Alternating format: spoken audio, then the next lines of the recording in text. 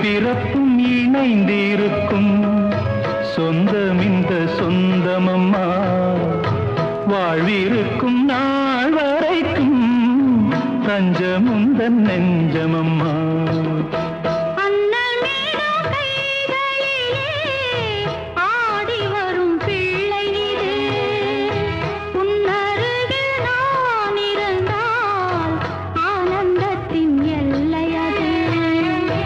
காயத்ரி மந்திரத்தை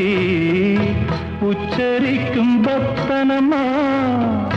கேட்கும் வரம் கிடைக்கும்